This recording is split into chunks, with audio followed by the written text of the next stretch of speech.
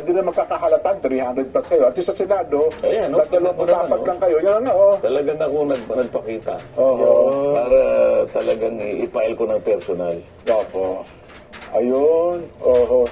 Eh, dagal lang. Ang inaabangan nila, Sen, sapagkat ito'y pinangako nyo, inihain nyo po ba yung panukala na yung babayad ng 2,000 piso sa kanilang, opo, bayarin sa kuryente, ay inihain nyo na ho ba na panukala? Kasama sa inihain ko. Ayun! Binago ko lang sapagkat naisip ko ng bandang huli. Opo. Kapag ang nilagay ko sa batas ay talagang 2,000 pesos lang, Opo. baka mamaya biglang sumikat yung presyo. Oho. Baka ma-dilute yung 2,000. Okay. Halimbawa, ang basihan kasi noon, inano ko lang sa palagay mo sa rate ng Meralco, 11 to 12 pesos per kilowatt hour, Nelson. Ano? Opo. So, 10 pesos ka mo na lang. Kaya kapag siya ay kumukonsumo ng 200 kilowatt hours times 10 pesos, yun ang 2,000. Opo. Kaya lang, sa Meralco yun. Paano yun sa mga electric cooperative na kumisan 17, 18, Mas mataas sa probinsya 19 po. pesos? Tama kayo, oo. O sabi ko, kung kailan tumataas yung rate niya, nadadilute yung 2,000. Kaya ang ginawa ko finally doon sa batas, hindi yung 2,000 ang nilagay ko, yung number ng kilowatt hours. So per kilowatt hour ng basihan, hindi na yung... Oo, nilagay ko ron na kapag yung kanyang nakonsumo. Kahapon, pinail ko. Opo.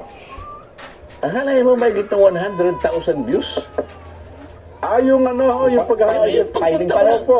Ipapunta ko lang, pinail ko lang yung 10. Yun na nga po. Wala pa akong sinasabi. Ang dami nakabantay kasi sa Ang isang gusto kong nakita na comment, sabi sa, itatagalog ko na lang, Opo. English kasi. Sabi niya, itong taong ito, hindi ko gusto. okay. At hindi, sa totoo lang, hindi ko siya ibinoto. Oo. Pero nung makita ko yung 10 bill na ipinal niya, mas merong sense kaysa doon sa mga maraming senador na nag-file. Sabi, isipin mo, hindi niya ako binoto. Hindi mo kailangan sabihin pa yun . Totoo. Pero okay lang sa akin naman yun . Ay, isa pa Sen, ito, natawa ko naman po, hardin sa paralan. Ba? Ito naman daw po'y pagsulong ng instructional garden sa lahat ng paralan sa basic education bilang pagpapalakas daw po ng agrikultura. So parang back to basic tayo dito, Sen. Hindi kasi yung food sufficiency kasi. Nakatingin tayo lamang doon sa farmland na nandyan sa tumana natin, sa mga far-flung barangays. Nagkakaroon ng problema yung mga sakahan natin. Samantalang kung tutulong yung urban farming natin dito, lalo na yung mga malalaking tipak ng lupa ng mga institusyon, no? Opo. Secondary, primary, maturuan mo na kagad yung mga... Talaga naman, meron kang mapagkukunan . Sa amin lang, pupunta ka doon sa likod namin. Meron ako isang papaya na bunga ng bunga. Ganun po. Minsan sabi ko sa papayang yan, biglang nagsanga ng dalawa. Okay. Nagsanga siya ng dalawa. Hindi ko maintindihan sa kanya, bunga na siya ng bunga. Ngayon Kasi ako, pagbunga, no? kapag hindi mo nilagyan ng suhay yan, babagsak ang dami. Hitit na Meron hitit. pala akong isang halaman na kahit hindi niya kayang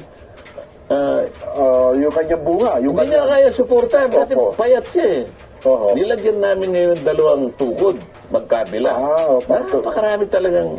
Ganun po. O kamakailan ko lang pinalitan sapagkat na, tumanda na siya . Napakaswerte. Tumanda yun, isang puno lang yun .